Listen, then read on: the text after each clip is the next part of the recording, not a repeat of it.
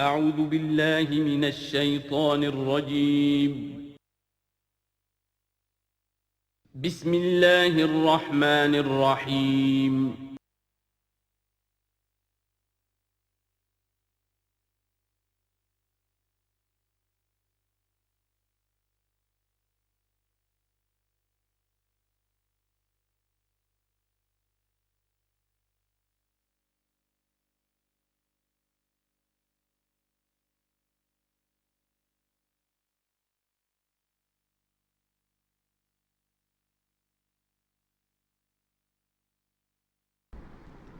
خواجہ از خون رگے مزدور سازد لال ناب، از جفائے دہ خدایاں کشت دہ کانا خراب، انقلاب ہے انقلاب۔ یہ اقبال کہتا ہوا مر گیا۔ سرمایہ دار نے مزدور کے رگوں سے سرخ خون کشید کر کے شراب بنائی ہے جسے وہ شام کو بیٹھ کر پیتا ہے، اور زمیندار اور جاگیردار وہ کسانوں کی جو محنت کا اور خون پسینے کی کمائی اسے وہ عیش کرتے۔ انقلاب انقلاب، لیکن وہ 52 برس ہو گئے انقلاب تو نہیں آئے۔ وہی نظام، گویا کہ ہم نے اللہ سے ایک بدعہدی کی، اس بدعہدی کی سزا کیا ہے؟ نفاق ہم پر مسلط کر دیا گیا۔ سورہ توبہ کی 3 آیات منافقین کی خاص قسم بیان فرمائی، وَمِنْهُمْ مَنْ عَاهَدَ اللَّهُ، جنہوں نے اللہ سے عہد کیا تھا، لئن آتانا من فضلہ، اگر اللہ ہمیں فضل سے نواز دے گا، غنی کر دے گا، لنصدقن ولنکونن من الصالحین، خوب صدقہ خیرات کریں گے، بالکل نیک ہو جائیں گے۔ لیکن جب اللہ تعالیٰ نے انہیں نواز دیا، تم کیا کیا؟ بخلوا بہ، پھر انہوں نے بخل سے کام لیا، وتولوا، پیٹھ موڑ لی، وہم موردون، اعراض کیا۔ نتیجہ کیا نکلا؟ فَعَاقَبَهُمْ نِفَاقًا فِي قُلُوبِهِمْ، اللہ نے ان کے دلوں میں نفاق ڈال دیا۔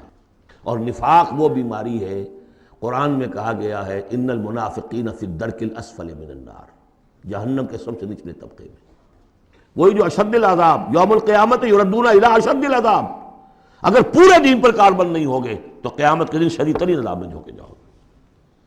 ان المنافقین فی الدرک الاسفل من النار، اور منافقین کے بارے میں ہم نے سورہ توبہ میں بھی آیت پڑھ لی، سورہ منافقون میں بھی پڑھ لی۔ ان کے لیے اے نبی آپ 70 مرتبہ بھی استغفار کریں گے تو میں معاف نہیں کروں گا۔ استغفر لہم او لا تستغفر لہم ان تستغفر لہم 70 مرۃ لن یغفر اللہ لہم۔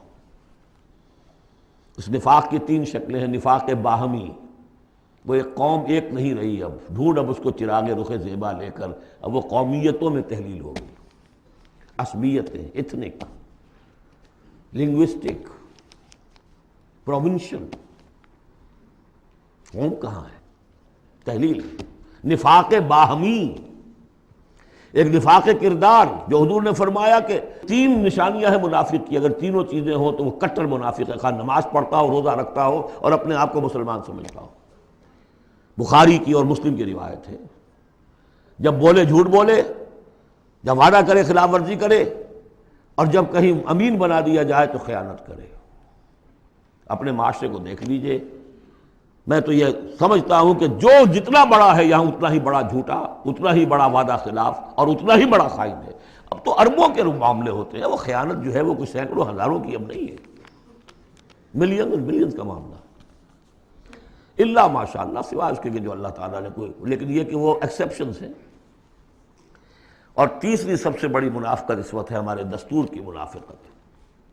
قرارداد مقاصد میں اللہ کی حاکمیت بھی ہے، اور اسی قرارداد مقاصد میں غیر اسلامی چیزیں بھی ہیں، اسی دستور کے اندر یہ دفعہ بھی موجود ہے۔ کوئی قانون سازی یہاں کتاب و سنت کے منافی نہیں کی جا سکتی، لیکن آپریٹیو نہیں ہے۔ آپریٹیو اس انداز میں ہوگی کہ آئیڈیالوجی کونسل بنا رکھی ہے، وہ دیکھتی رہے گی اور ہر سال رپورٹیں پیش کرتی رہے گی۔ رپورٹوں کا کیا حشر ہوگا، ان کی امپلیمنٹیشن گارنٹیڈ ہے یا نہیں، کوئی ذکر نہیں۔ فیڈرل سید کوڈ بنائی، 2 ہتھکڑیاں بھی پہنا دی، اس کو 2 بیڑیاں بھی پہنا دی۔ دستور پاکستان بھی تمہارے دائرے سے خارج، جو جوڈیشل لاز ہیں وہ بھی تمہارے دائرے سے خارج، فیملی لاز بھی تمہارے دائرے سے خارج، اور مالی قوانین بھی 10 سال کے لیے تمہارے دائرے سے خارج۔ اس سے بڑا مکر اور فریب اور اس سے بڑا جھوٹ اور اس سے بڑا دھوکہ کوئی نہیں ہو سکتا اسلام کے ساتھ۔ اب اس کی سزا جو ہے وہ بھگت رہے۔ نمبر 3، مذہبی دہشت گردی. کبھی سنی تھی اس نوعیت کی؟ کون کر رہے ہیں؟ چاہے وہ اعلی کار ہو باہر کے، ہیں تو یہاں کے، باہر والا آدمی بھی آ کے نہیں کر رہا ہے تو یہاں کے اعلی کار بن گئے ہوں گے، وہ را کے ہوں، وہ موساد کے ہوں، کوئی بھی ہو. لیکن یہ کہ اگر یہ مذہبی یہ تلخی نہ ہو تو یہ کور کیسے مل جائے انہیں؟ اس کے لیے آپ نوٹ کیجئے سورہ انعام کی آیت نمبر 65. اللہ نے اپنے 3 قسم کے عذاب گنوائے، جن میں بدترین عذاب یہ ہے. هو القادر، کہہ دیجئے اے نبی اللہ اس پر قادر ہے، ان یبعث علیکم عذابا من فوقکم، کوئی عذاب تمہارے سروں کے اوپر سے بھیج دے، او من تحت ارجلکم، تمہارے قدموں کے نیچے سے زمین پھٹ جائے، زلزلہ آ جائے، او یلبسکم شیعا، یا تمہیں گروہوں میں تقسیم کر دے، ویذیق بعضکم بعض بعض، ایک دوسرے کی طاقت کا مزہ چکھو. یہ 3rd type of punishment, divine punishment, جس کا ہم اس وقت شکار ہیں. 4تھے درجے میں معاشی اعتبار سے ملک تباہ ہو چکا ہے، دیوانہ ہو چکا ہے ملک. ادھر سے پھر ایک لہر بھی شروع ہو چکی ہے جس کی خبر دی تھی. دجال جو ہے 1 سال چند مہینے کا معاملہ ہے کہ جس میں وہ پوری دنیا میں پھر جائے گا، اور رزق کے خزانوں پر اتنا قبضہ ہو جائے گا اس کا کہ جو کفر کرے گا اس کو دے گا، باقی کسی کو نہیں دے گا. اور اگر رشیا میں ہو سکتا تھا کہ ڈبل روٹی نہیں رہی تھی، وہ جو فضاؤں میں جو سب سے پہلے گیا ملک، خلاؤں میں گیا، وہاں ڈبل روٹی نہیں ملتی تھی. وہاں بوڑھی عورت کا فوٹو میں نے دیکھا تھا، شدید ترین سردی میں اپنا پل اوور دے رہی ہے ایک مچھلی لینے کی. یہ حال ہوا اس ملک کا. ہمارا جو حال ہوگا اس کو اچھی طرح سمجھ لیجئے. یہ جو سورہ سبا کی آیت میں نے سنائی تھی، لَقَدْ كَانَ لِسَبَإٍ فِي مَسْكَنِهِمْ آیَةٌ، سبا قوم سبا میں بھی اللہ نے فرمایا ان کے وطن میں ہم نے ایک نشانی رکھی تھی، جنتان عن یمین و شمال، 2 جنتیں دی تھی ہم نے. پاکستان بھی 2 جنتوں پر مشتمل تھا، مشرقی پاکستان، مغربی پاکستان. کلوا من رزق ربکم واشکروا لہ بلدۃ طیبۃ ورب غفور، کھاؤ اللہ کے رزق میں سے. کتنی خوشحالی تھی پاکستان بننے کے بعد. ہندوستان جیسے کوئی شخص داخل ہوتا تھا پاکستان سے، وہ کہتا تھا کہ ہم کسی بڑے ترقی یافتہ ملک سے اور بڑے کسی دقیانوسی ملک میں داخل ہو گئے، اور وہاں سے جو آتا تھا وہ سمجھتا تھا کہ ہم کسی ویسٹرن ملک میں آ گئے. کتنی خوشحالی تھی. کلوا من رزق ربکم بلدۃ طیبۃ ورب غفور فاعرضوا، جب اعراض کیا تو پھر کیا ہوا؟ پھر جو عذاب ہم نے بھیجا ہے، ہم نے ان کے دونوں باغوں کی جگہ پر بس کو ان کے لیے 2 جنگل پیدا باقی رہ گئے، جن میں کوئی پیلو، کوئی اور ڈیلے، کوئی کسیلی سے کچھ چیزیں پیدا ہو گئی، زیادہ سے زیادہ بیر. اللہ اللہ خیر صلی اللہ.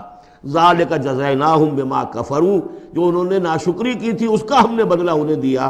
وہل نجازی الا الکفور، اور ایسا بدلہ ہم دیتے انہی کو ہیں جو انتہائی ناشکر ہیں.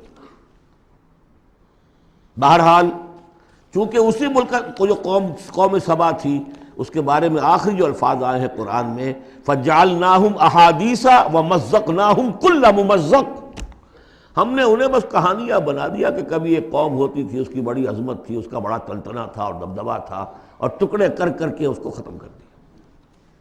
اس صدی میں 2 عظیم مملکتیں، عظیم سلطنتیں نسیہ منسیہ ہو گئی. دی گریٹ آٹومان امپائر، پہلی جنگ عظیم کے بعد vanished from the map of the world. The great USSR، اب کبھی طالب علم ڈھونڈا کریں گے کہاں کہاں ہوتی تھی USSR. زمین رہتی ہے، نام بدل جاتے ہیں، آئیڈینٹی بدل جاتی ہے. یہ تو میں نے آپ کو بتایا ہے قرآن اور سنت کے مختلف حوالوں سے کہ اس وقت پاکستان کی خصوصی حیثیت کیا ہے. ایک چند پہلوؤں سے اور دیکھ لیجئے. یہ other side of the picture ہے. 400 سال کی تجدیدی مساعی ہمارے پشت پر ہے. 1000 سال تک سارے مجددین امت عالم عرب میں پیدا ہوئے. 11ویں صدی، 12ویں صدی، 13ویں صدی، 14ویں صدی تمام مجددین امت ہندوستان میں پیدا ہوئے. مجدد الفسانی شیخ احمد سرہندی، 12ویں صدی کے مجدد اعظم شاہ ولی اللہ دہلوی، 13ویں صدی کے مجدد اعظم سید احمد بریلوی، 14ویں صدی کے مجدد اعظم شیخ الہند مولانا محمود حسن اور عظیم اور شخصیات، علامہ اقبال، مولانا مودودی، مولانا الیاس، ایسی شخصیات پوری دنیا میں ان کے برابر کی شخصیات نہیں۔ یہ سارا ہمارے پیچھے ہے۔ یہ کیا ہے؟ یہ بار ہے ہم پر، ماضی کا ایک قرض ہے ہمارے کندھوں کے اوپر، ایک ذمہ داری ہے اسلاف کی طرف سے۔ پھر فکری اور روحانی اعتبار سے نوٹ کیجئے، ڈاکٹر شریعتی ایران کے اور مالک بن نبی الجزائر کے کھل کر لکھ چکے اپنی کتابوں میں کہ intellectual and spiritual centre of gravity of Islamic world of Islam has shifted to South Asia. Iqbal جیسا مفکر جو پیدا ہوا، آپ اندازہ کیجیے، ایک زمانے میں کبھی بغداد ہوتا تھا علم کا مرکز، پھر اسپین ہوا ہے علم کا مرکز، پھر شمالی افریقہ بنا ہے جہاں ابن خلدون جیسی شخصیتیں ابھری ہیں۔ اس کے بعد وہ کہتے ہیں کہ اب جو اسلام کا روحانی اور intellectual centre of gravity of this امہ has shifted to the South Asia. تیسری بات یہ کہ بھارتی مسلمانوں نے پاکستان بنانے کے لیے گویا کہ ایک طرح سے اپنا فرض کفایہ ادا کیا تھا۔ انہیں معلوم تھا کہ یہاں تو پاکستان نہیں بنے گا۔ انہوں نے کس لیے حصہ لیا؟ کہ وہ اسلام کا بول بالا کرنے کے لیے، یا کم سے کم امت کا اکثر حصہ 2/3 تو بچ جائے اس سارے دباؤ سے کہ جو آ رہا تھا۔ تو اس حوالے سے ان کا بھی تو ذمہ داری کا بوجھ پھر ہمارے کندھوں پر ہے۔ وہ جو جھیل رہے ہیں آج، معاشی طور پر وہ پست ہیں، ملازمتیں انہیں نہیں ملتی ہیں، تعلیم گاہوں میں ان کو داخلے نہیں ملتے ہیں، ان کی زبان ختم کر دی گئی ہے۔ اب ہندی زبان میں ظاہر بات ہے کہ اب تو پھر بھی وہ ایک نسل، لیکن 2 نسلیں تو بیت گئیں کہ جو اس تعلیم کی، اس زبان کی وجہ سے وہ پیچھے رہ گئی۔ یہ سب کچھ ہوا، کیوں جھیلا انہوں نے؟ یہ جو ہم پہ گزری سو گزری مگر شب ہجراں، ہمارے اشک تیری عاقبت سوار چلے، تو جو کچھ بیت رہی ہے ان پر، جبکہ انہیں یہ سننے پڑتے تھے نعرے، مسلمان کے 2 استھان، پاکستان یا قبرستان، نکلو یہاں سے، تم یہاں ہوں یہاں پر۔ اب تیسرا اسپیکٹ میں آپ کو بتانا چاہتا ہوں، کچھ پیشین گوئیاں ہیں نبی اکرم صلی اللہ علیہ وسلم کی۔ ان پیشین گوئیوں میں اس خطے کا بھی ایک رول ہے، میں تفصیل میں نہیں جا سکتا۔ پیشین گوئی ایک یہ ہے جو قرآن اس سے بھی ثابت ہے، 3 مرتبہ فرمایا کہ رسول کو ہم نے بھیجا ہے دین کے غلبے کے لیے، اور 5 دفعہ فرمایا کہ بھیجا ہے تمام انسانوں کے لیے۔ تو رسولوں کا مقصد، رسول صلی اللہ علیہ وسلم کی بعثت کا مقصد پورا ہو ہی نہیں سکتا جب تک کہ پورے عالم اسلامی پر دین جو ہے قائم نہ ہو جائے۔ بقول اقبال کے وقت فرصت ہے کہاں، کام ابھی باقی ہے، نور توحید کا امام ابھی باقی ہے۔ لیکن حضور نے خبر دی ہوگا، دنیا کے خاتمے سے پہلے کل روئے ارضی پر نظام خلافت علی منہاج النبوہ قائم ہوگا، اور اس کے قائم ہونے میں خراسان کا علاقہ اور عرب کے مشرق کے ممالک جو ہے وہ رول پلے کریں گے۔ ظاہر بات ہے کہ اس علاقے میں آ کر افغانستان خراسان ہے، اور خراسان کا ایک حصہ پاکستان کا بھی کے اندر بھی شامل ہے۔ یہاں سے فوجیں جائیں گی، اور یہ جو یروشلم ہمارے ہاتھ سے نکلا اسے بازیافت جو ہے یہ کریں گی۔ عربوں میں تو دم نہیں ہے، پہلے بھی عربوں سے چھینا تھا کروسیڈرز نے، 1099 عیسوی میں چھینا ہے یروشلم، اور لاکھوں مسلمانوں کو قتل کیا ہے کروسیڈرز نے، اور اس کے بعد 88 برس تک وہ ان کے قبضے میں رہا۔ عرب واپس نہیں لے سکے، کون لینے والا تھا؟ کرد خون، صلاح الدین ایوبی۔ اب پھر عربوں سے چھینا ہے انہوں نے، قوم بودی ہو چکی ہے، ان میں دم نہیں ہے، عیاشیوں نے اور دولت نے ان کو خالی کر دیا، کھوکھلا کر دیا۔ اب بھی کوئی لیں گے تو فرمایا کہ خراسان کی طرف سے جھنڈے آئیں گے، انہیں کوئی روک نہیں سکے گا جب تک کہ یہاں نہ پہنچ جائیں، اور یہاں ایلیا میں جا کر، یروشلم میں جا کر نصب نہ ہو جائے۔ اس میں بھی ایک رول ہے پاکستان کا۔ میرے عرب کو آئی ٹھنڈی ہوا جہاں سے، میرا وطن وہی ہے، میرا وطن وہی ہے۔ میں نے 3 اسپیکٹ سے تو آپ کو جو ماورائے زمان و مکان فرائض ہیں ایک مسلمان کے، اللہ کے حقوق کے حوالے سے، رسول کے قرض کے حوالے سے، انسانوں کے حقوق کے حوالے سے بیان کیے، اور 3 ہی اعتبار سے پاکستان کا جو اسپیشل رول ہے۔ ایک تو یہ کہ جو ہماری جینیسس آف پاکستان ہے، اس کی بنیاد کیا تھی، قرآن میں اس کا بھی ذکر ہے۔ آج جس صورت سے ہم دو چار ہیں منافقت کے 3 اسپیکٹس، قرآن میں اس کا بھی ذکر ہے. جو معاشی ہمارے ہاں بدحالی آ چکی ہے قرآن کا، اس کا بھی ذکر ہے جو سورہ سبا میں ہم نے دیکھ لیا. اور جو اندیشے ہیں مزقناہم کل ممزق جعلناہم احادیث، کہ بس کہانیاں رہ جائیں گی، کبھی ایک ملک بنا تھا، قائم تھا، اس کا عین امکان موجود ہے. بلکہ بین الاقوامی ادارے تو اس کو کہتے ہیں کہ ہوگا، بڑی جلدی ہو جائے گا. پچھلے دنوں وہ رپورٹ شائع ہوئی تھی امریکہ کی فارن آفس کی رپورٹ کہ اتنے سالوں کے بعد پاکستان نام سے کوئی ملک دنیا میں نہیں ہوگا. اب میں چاہتا ہوں ذرا پازیٹیو سائڈ دکھاؤں، ہمارے پاس کچھ ایسٹس بھی ہیں یا نہیں. پہلی بات یہ ہے کہ چاہے کتنا ہی متزلزل ہے کچھ ہے، پاکستان کے دستور میں اسلام جتنا آ گیا ہے، اگرچہ اس کی تکمیل جو ہے بہت مشکل ہے، لیکن اتنے حصے کو بھی نکال دینا کسی کے مائی کے لال کے لیے ممکن نہیں ہے. قرارداد مقاصد آئی، اللہ کی حاکمیت کا اقرار ہے، گویا کہ نظام خلافت اصولاً دستوری طور پر پاکستان میں نافذ ہو چکا ہے. ایسے جیسے میں مسلمان ہوں، چاہے میں عمل نہیں کر رہا اسلام پر، مسلمان ہوں، ہمارا ہر شخص مسلمان ہے چاہے وہ عمل نہیں کر رہا ہے. اسی طرح پاکستان مسلمان ملک بن گیا ہے جب اس نے کہا sovereignty belongs to him and not to us.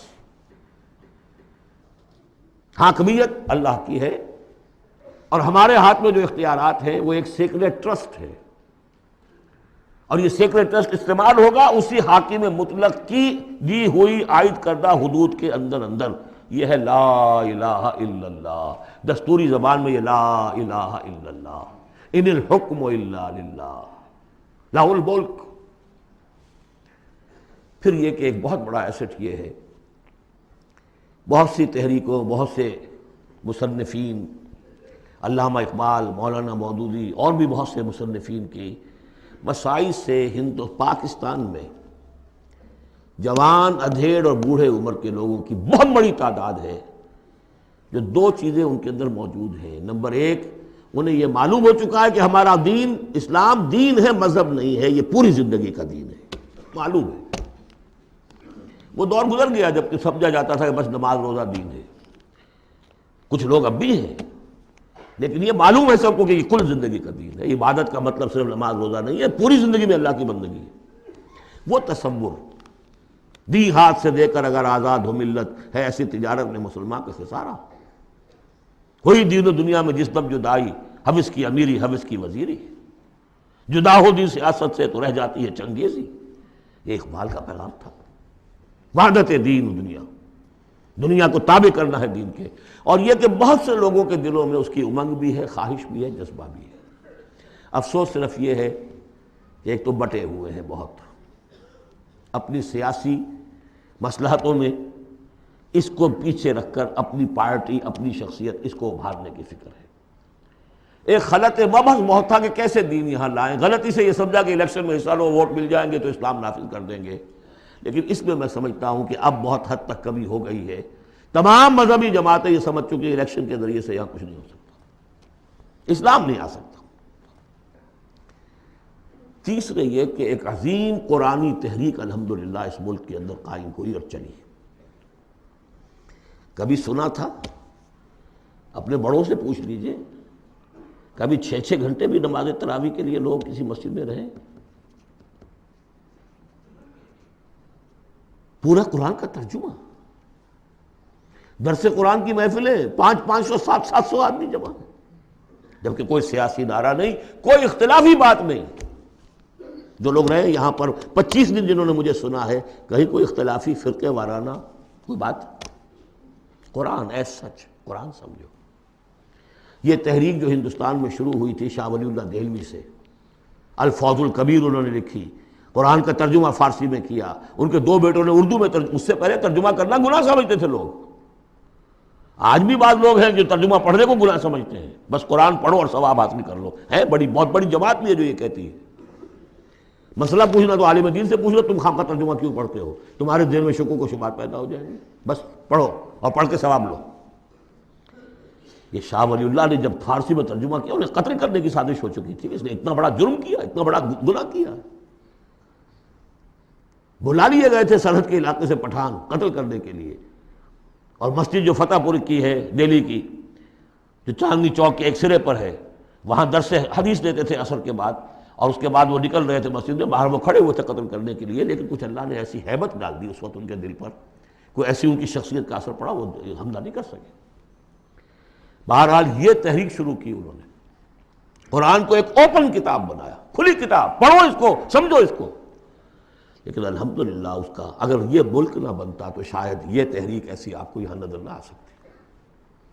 مواقع ملے ہیں ہمیں، اللہ نے ہمیں سہولتیں دی ہیں۔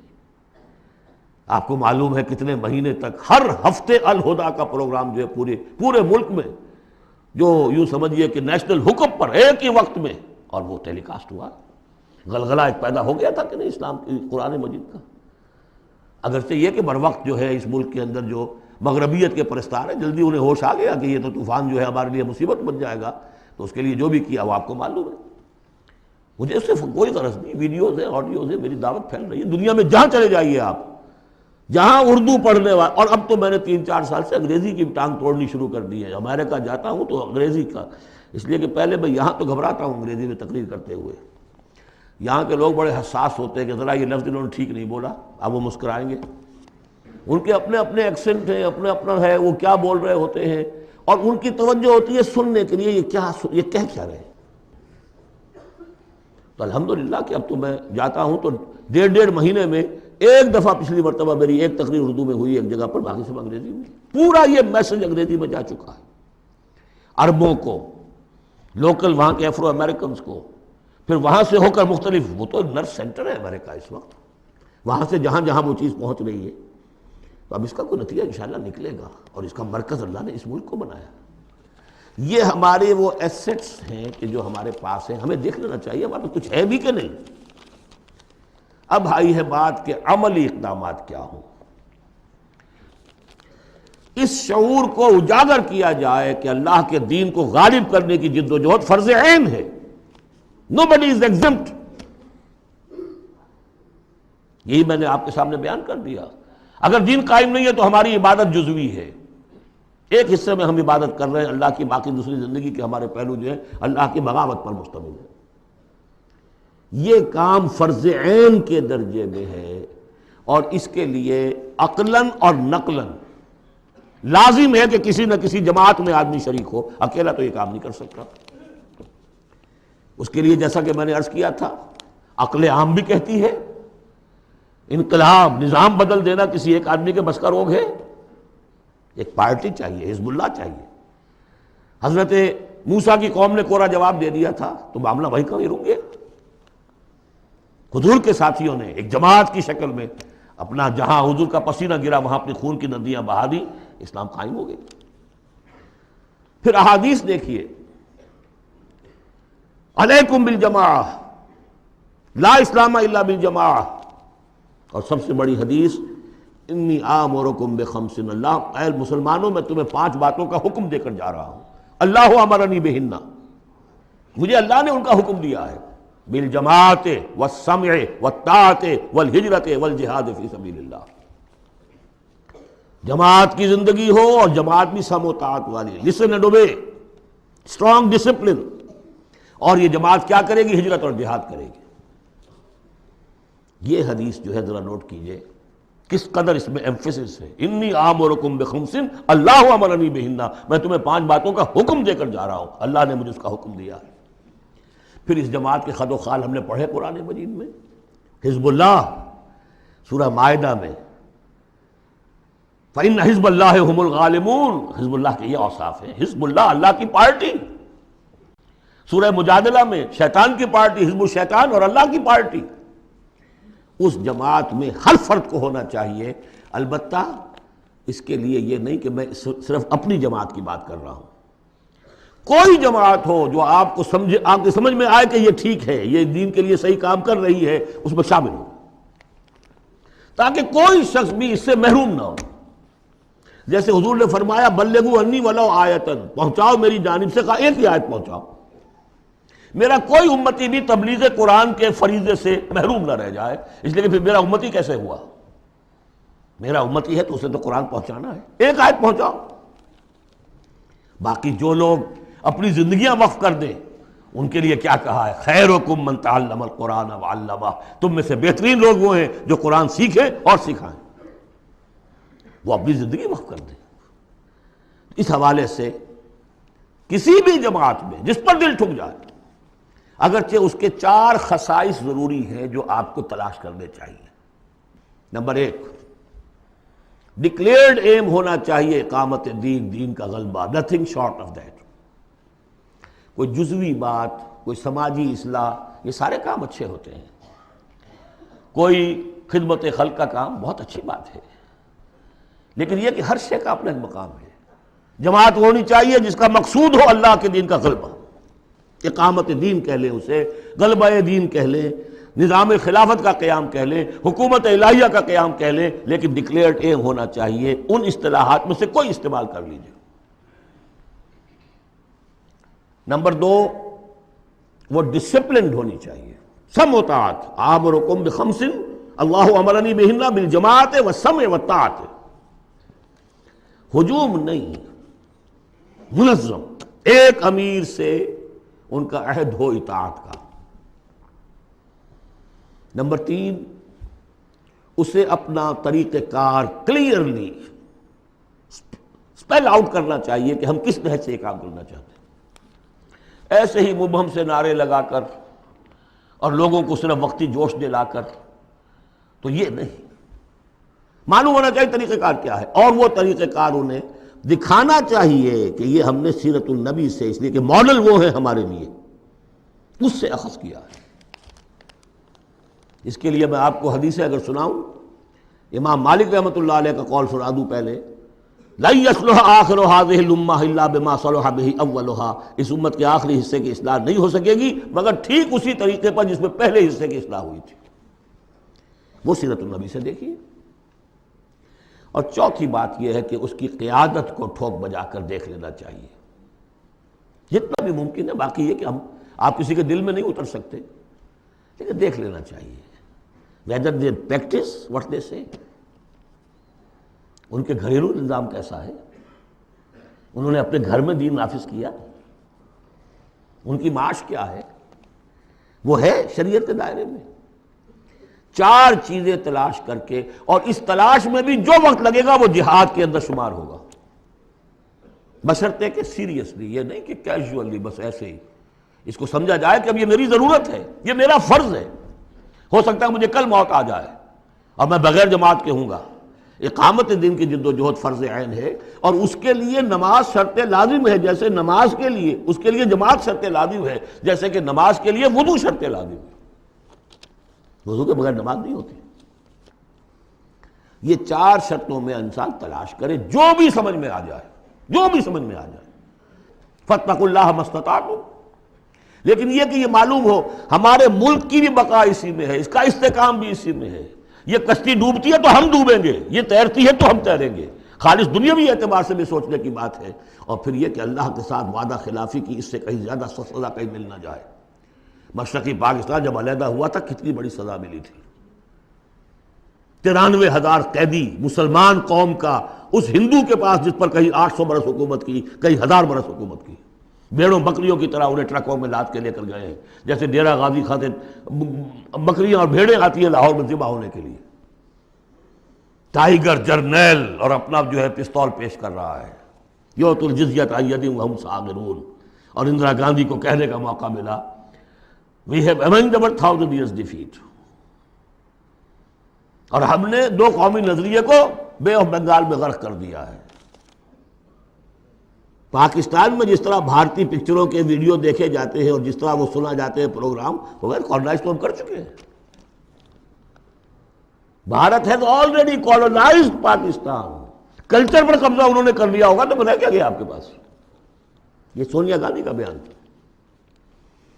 تو غور کر لیجئے، ایک کام یہ کہ ہر شخص لگے سوچے یہ میری زندگی اور موت کا مسئلہ ہے، یہ میرے دین کا فرض عین ہے، یہ میرے اللہ کا حق ہے، یہ مجھ پر میرے رسول کا حق ہے، یہ مجھ پر پوری نوع انسانی کا حق ہے، یہ مجھ پر میرے وطن کا حق ہے، میرے ملک کا حق ہے، میری 400 برس کی تاریخ کا حق ہے، اور جو بھی خبریں دی ہیں محمد الرسول اللہ صلی اللہ علیہ وسلم، ان سے بھی میرے اندر یہ جذبہ پیدا ہو جانا چاہیے کہ ان کی صداقت کو ثابت کرنے کے لیے تن من دھن لگا دوں۔ اب میں چند باتیں عرض کروں گا۔ جو میں نے کہا کہ یہ تو ہے کوئی جماعت آپ تلاش کریں، اور اس کے بعد بھی انسان آنکھیں کھلی رکھے، کان کھلے رکھے، غور کرتا رہے. ہے جستجو کے خوب سے ہے خوب تر کہاں. آج شروع تو کر دینا، کسی میں شریک ہو جائے. اس میں یہ بات بھی عرض کر دوں کہ میرے نزدیک جماعت کی بنیاد جو ہے مسنون اور منسوس اور معصور وہ ہے بیعت کا نظام. لیکن اگر بیعت کا نظام نہ بھی ہو اور وہ صرف دستوری جماعت ہو، وہ بھی مباح ہے، جماعت کے حق میں ہے، بشرطے کہ اس کا ڈسپلن مضبوط ہو.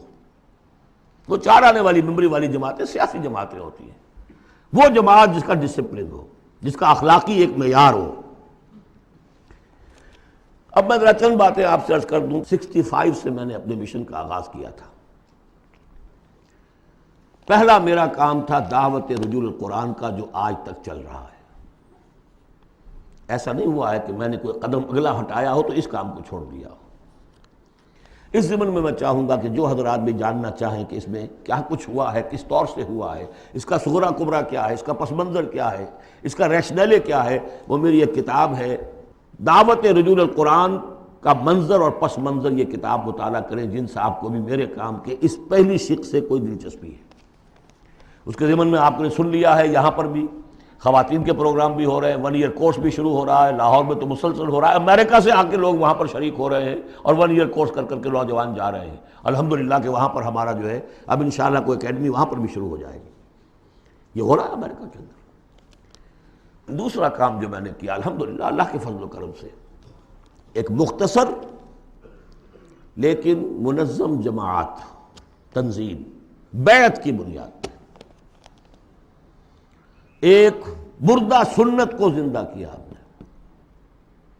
میرا دعویٰ یہ ہے کہ بنیاد کسی جماعت کی قرآن، حدیث، سنت، سیرت اور 1400 برس کی تاریخ دنیا جو ہماری مسلمانوں کی ہے، 1300 برس تک کم سے کم کوئی اور بنیاد اجتماعیت کی ہے ہی نہیں سوائے بیعت کے. حضور نے کی بیعت، آؤ بیعت کرو میرے ہاتھ پر، آؤ مرنے کی بیعت کرو.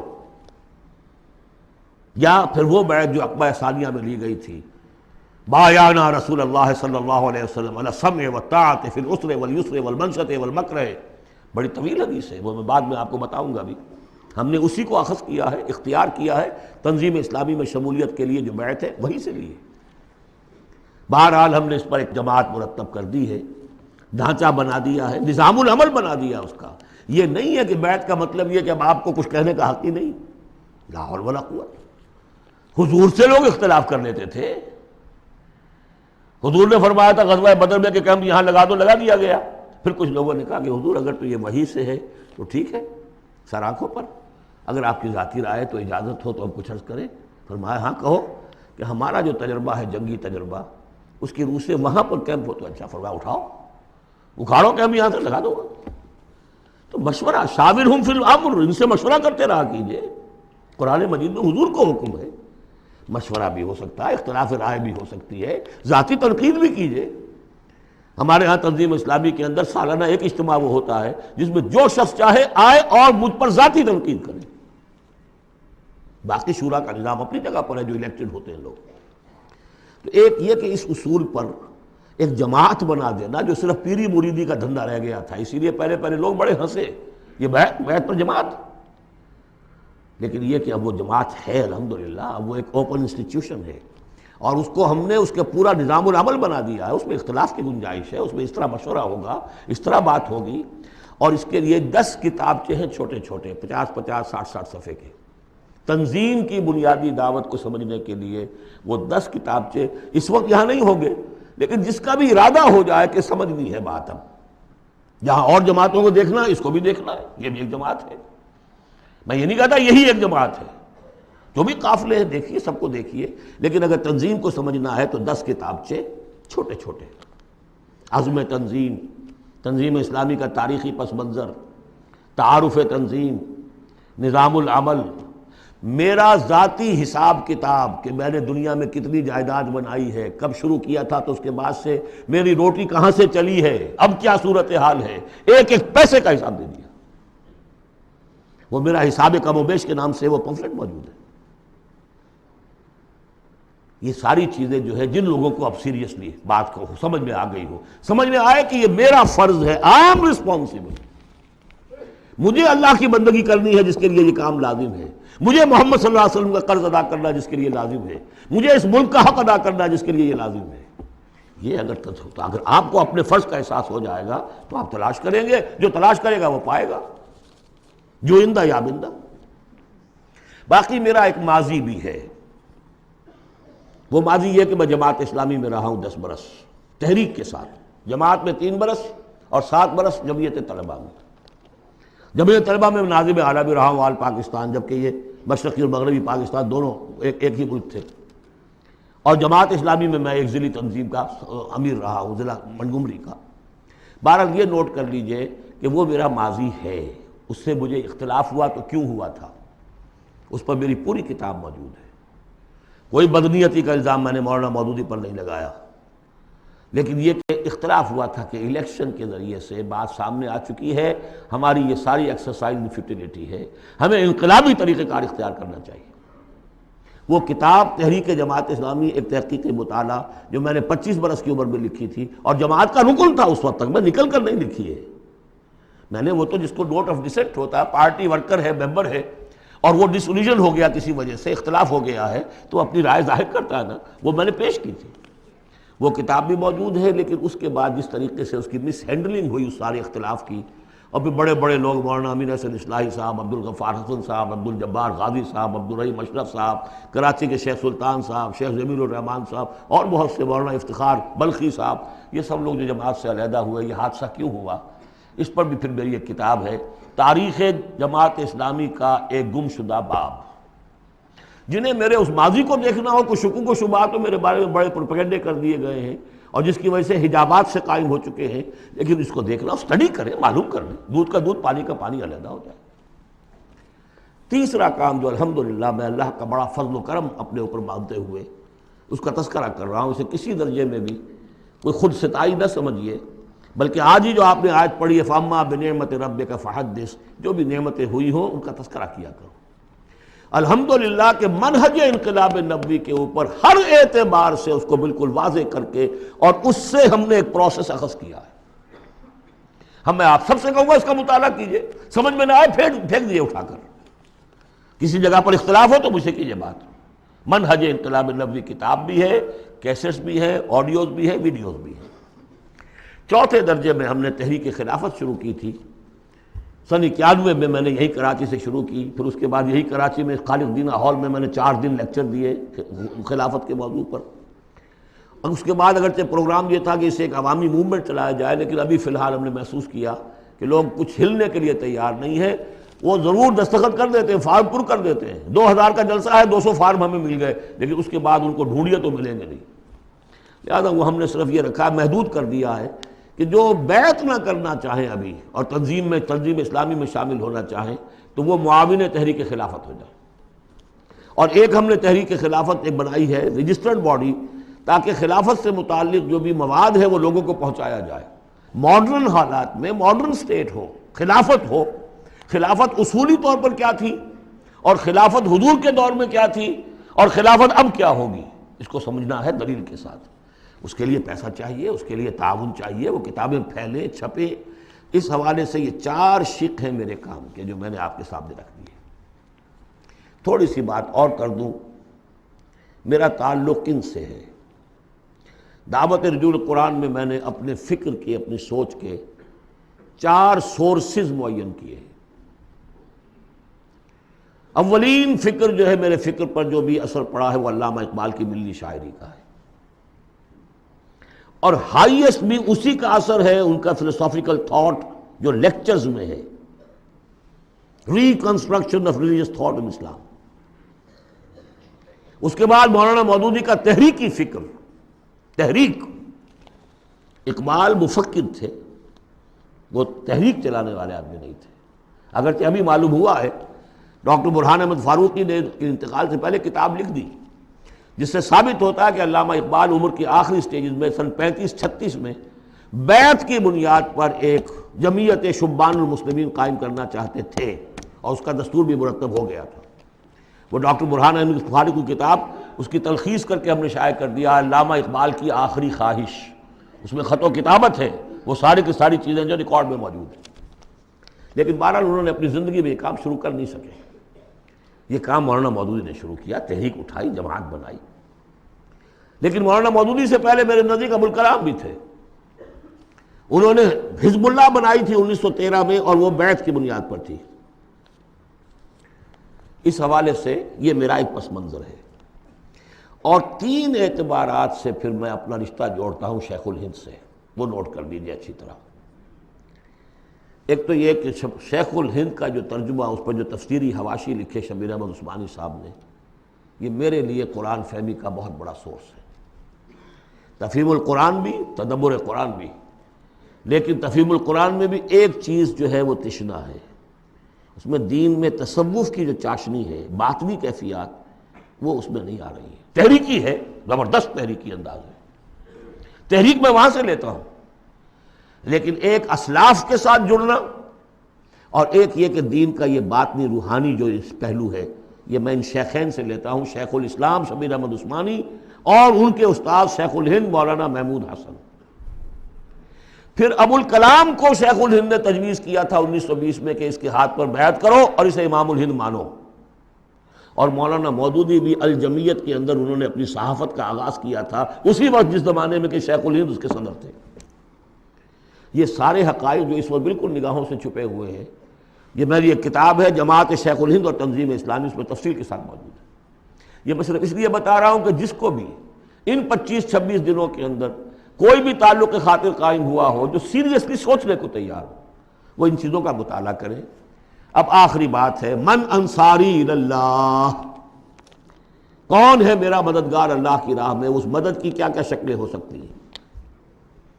سب سے پہلے تو یہ جو میرے فکر سے متفق ہو گئے، جو طریقہ کار ان کے سامنے آیا ہے اس کو انہوں نے مان لیا. اگر وہ مجھ سے واقف بھی ہیں اور مجھ پر اعتماد بھی کر سکتے ہیں تو تاخیر نہ کریں اور بیعت کریں اور تنظیم اسلامی میں شامل ہو جائیں. اس بیعت کی وضاحت میں ابھی اس حدیث کی روح سے کروں گا بعد میں. یہ نہیں اگر اس سے کمتر ابھی آپ چاہتے ہیں کہ کوئی نسبتاً کمتر معاملہ رہے ابھی بیعت کے معاملے میں، اتنا اقدام جو ہے فوری طور پر نہ ہو، تو یہاں کی انجمن خدام القرآن ہے، اس کے ممبر بنیے. 1 ایئر کورس شروع ہو رہا ہے، اس میں وقت نکالیے. آپ نے جو ہے مختلف پروفیشنل تعلیم کے اوپر کتنے سال لگائے ہیں. کوئی ایم ایس کر کے آتا ہے امریکہ سے، کتنے سال لگائے ہوتے ہیں؟ کیا 1 سال بھی نہیں نکال سکتے زندگی کا؟ اللہ پوچھے گا تم سب کچھ پڑھ لیا، تم نے انگریزی پڑھ لی، تم نے اتنی پڑھ لی انگریزی کہ انگریزوں کو پڑھا دو، اور عربی اتنی بھی نہ سیکھی کہ تم میری کتاب کو براہ راست سمجھ سکتے. ہم نے ان کے لیے 1 ایئر کورس شروع کیا ہے کہ جو لکھے پڑھے جاہل ہیں اس اعتبار سے کہ ایک طرف پی ایچ ڈی ہے، ڈاکٹریٹ کی ہوئی ہے، دوسری طرف الف بے قرآن کی معلوم ہے. نمبر 3، تحریک خلافت جو ہے اس کی 2 شکلیں ہیں. معاون تحریک خلافت وہ تنظیم اسلامی کے تابع ہوگا، تنظیم اسلامی کے ساتھ ہوگا، لیکن بیعت کیے ہوئے نہیں ہوگا. جو بیعت کرتا ہے وہ رفیق کہلاتا ہے تنظیم اسلامی کا. اور دوسرا یہ کہ ہم نے ایک ایسی جماعت بنائی ہے جس میں کہ اس لٹریچر کو پھیلانے کے لیے ہمیں وسائل چاہیے. اس کی ممبرشپ ہے. جو شخص بھی صاحب استطاعت ہے 500 روپے ماہانہ اگر وہ تحریک خلافت کو دے سکتا ہے تو وہ اس کا رکن بنے گا. وہ ایک رجسٹرڈ باڈی ہے، اس کے سارے حساب کتاب جیسے انجمنوں کے ہوتے اس طریقے سے ہیں. یہ 4 شکلیں ہیں کہ جس میں آپ میرے ساتھ تعاون کر سکتے ہیں، شریک ہو سکتے ہیں. درجے وار میں نے وہ ساری باتیں آپ کے سامنے رکھ دی. اب آخر میں آپ کو بتاتا ہوں کہ جو بیعت ہوتی ہے ہماری اس کے 3 جز ہیں.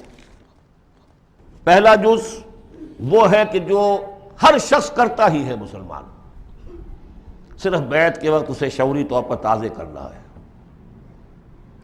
اشہد ان لا الہ الا اللہ وحدہ لا شریک لہ واشہد ان محمدا عبدہ ورسولہ صلی اللہ علیہ وسلم. اسی پر تو ہماری دین کی بنیاد قائم ہے. لیکن تازہ کرنا کہ آج میں پھر شعوری طور پر گواہی دے رہا ہوں اللہ کے سوا کوئی معبود نہیں، وہ تنہا ہے، اس کا کوئی شریک نہیں، اور محمد اس کے بندے اور رسول ہے. نمبر 2، استغفر اللہ ربی من کل ذنب، میں استغفار کرتا ہوں اللہ سے اپنے تمام گناہوں کا، اے اللہ اب تک جو کچھ ہوا معاف فرما دے. اور نمبر 3، وَأَتُوبُ إِلَيْهِ تَوْبَةً نَصُوحًا، اور پروردگار میں تیری جناب میں توبہ کرتا ہوں خلوص دل کے ساتھ. یا ایھا الذین آمنوا توبوا الی اللہ توبۃ نصوحا. پہلا حصہ یہ ہے. دوسرا حصہ انی اعاہد اللہ، میں اللہ سے عہد کرتا ہوں. یہ اللہ سے عہد ہے. بیع و شراء اللہ کے درمیان اور بندے کے درمیان ہے. ان اللہ اشتری من المؤمنین انفسهم واموالهم بان لهم الجنہ. جنت اس کے پاس ہے، وہ آپ کو دے گا. آپ سے وہ جان اور مال مانگ رہا ہے. وہ بیع کیا ہے؟ انی اعاہد اللہ، میں اللہ سے عہد کرتا ہوں، ان اہجر کل ما یکرہہ، ہر اس چیز کو چھوڑ دوں گا جو اسے پسند نہیں ہے. وَأُجَاهِدَ فِي سَبِيلِهِ جُهْدَ اسْتِطَاعَتِي، اور اپنی مقدور بھر اس کی راہ میں جہاد کروں گا. اس کے معنی کیا ہے؟ انفق مالی وابذل نفسی، اپنا مال بھی خرچ کروں گا، جان بھی، وقت بھی صرف کروں گا، لِإِقَامَةِ دِينِهِ وَإِعْلَاءِ كَلِمَتِهِ، اس کے دین کو قائم کرنے کے لیے اور اس کے کلمے کی سربلندی کے لیے. اب تیسرا حصہ آیا، وَلِأَجْلِ ذَلِكَ، اس مقصد کے لیے أُبَايِعُكَ، میں آپ سے بیعت کرتا ہوں. یہاں سے اب وہ حدیث شروع ہو رہی ہے، أُبَايِعُكَ عَلَى السَّمْعِ وَالطَّاعَةِ، لیکن یہ کہ اس میں ایک لفظ کا اضافہ کیا، فی المعروف، آپ کا ہر حکم سنوں گا اور مانوں گا بشرطے کہ شریعت کے خلاف نہ ہو، within the parameters of شریعہ. حضور سے جو بیعت کی تھی اس میں یہ الفاظ نہیں تھے، سمع و طاعہ، اس لیے کہ حضور غلط حکم دے ہی نہیں سکتے، معصوم تھے، جو حکم دیں گے مانیں گے. بایعنا رسول اللہ صلی اللہ علیہ وسلم علی السمع و طاعہ، بس ہم نے اس میں اضافہ کیا علی السمع و طاعۃ فی المعروف، شریعت کے دائرے کے اندر فی العسر والیسر. اگر یہ شریعت کے دائرے کے اندر ہے تو چاہے مشکل ہے اور چاہے آسان مانیں گے. والمنشط والمکرہ، چاہے ہماری طبیعتیں آمادہ ہوں اور چاہے ہمیں اپنی طبیعتوں پر جبر کرنا پڑے مانیں گے. وعلی اثرۃ علینا، اور چاہے ہم پر آپ دوسروں کو ترجیح دے دیں، ہم یہ نہیں کہیں گے کہ ہم پرانے ساتھی ہیں، آپ نے نو وارد کو امیر بنا دیا، نہیں.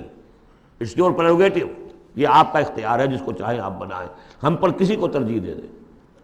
دیکھیے کس طرح باریک بینی سے جماعتی زندگی میں فتنے اٹھنے کے دروازے جو ہے سب ایک ایک کر کے حضور نے بند کیے. وَعَلَىٰ لَا نُنَازِلُ الْأَمْرَ أَهْلَهُ، اور جنہیں آپ امیر بنا دیں گے ان سے جھگڑیں گے نہیں، ان سے بھی تعاون کریں گے، ان کی اطاعت کریں گے. حضور نے فرمایا من اطاعنی فقد اطاع اللہ ومن عصانی فقد عصی اللہ، جس نے میری اطاعت کی اس نے اللہ کی اطاعت کی، اور جس نے میری نافرمانی کی اس نے اللہ کی نافرمانی کی.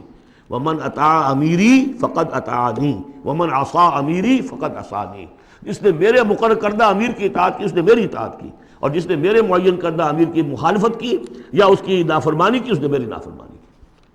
اور آخری بات، وَعَلَىٰ أَن نَّقُولَ بِالْحَقِّ أَيْنَمَا كُنَّا لَا نَخَافُ فِي اللَّهِ لَوْمَةَ لَائِمٍ، ہم جہاں کہیں بھی ہوں گے حق بات ضرور کہیں گے، مشورہ دیں گے، صحیح دیں گے.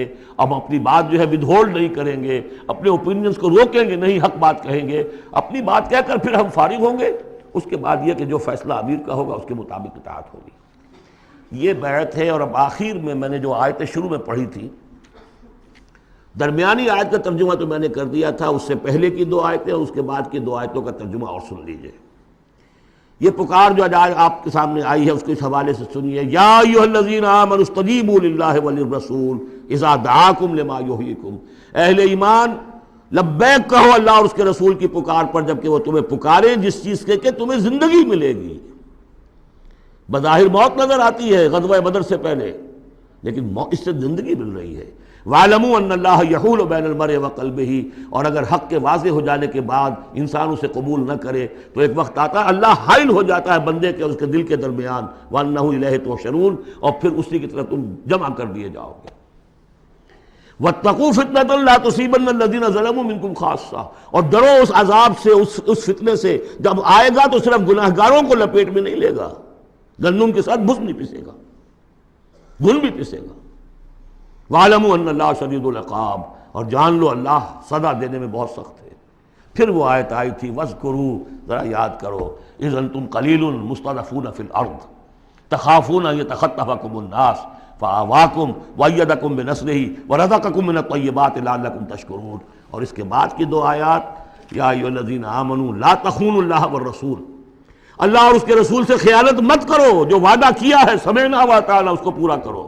وَتَخُونُوا أَمَانَاتِكُمْ، اپنی امانتوں کے اندر بھی خیانت نہ کرو. اور جان لیجئے ہمارے پاس یہ پاکستان سلطنت خدا داد سب سے بڑی امانت ہے اس وقت. وَاعْلَمُوا أَنَّمَا أَمْوَالُكُمْ وَأَوْلَادُكُمْ فِتْنَةٌ، اور جان لو تمہیں یہی ڈر ہے، اولاد اور مال صرف یہی روکتے ہیں، یہی بیڑیاں پڑی ہیں۔ وَاعْلَمُوا أَنَّمَا أَمْوَالُكُمْ وَأَوْلَادُكُمْ فتنہ، جان لو کہ تمہارے اموال اور اولاد تمہارے لیے فتنہ ہے۔ وَأَنَّ اللَّهَ عِندَهُ أَجْرٌ عَظِيمٌ، اور یقیناً اللہ ہی کے پاس اجر عظیم ہے۔ بارک اللہ لی ولکم فی القرآن العظیم ونفعنی وإیاکم بالآیات والذکر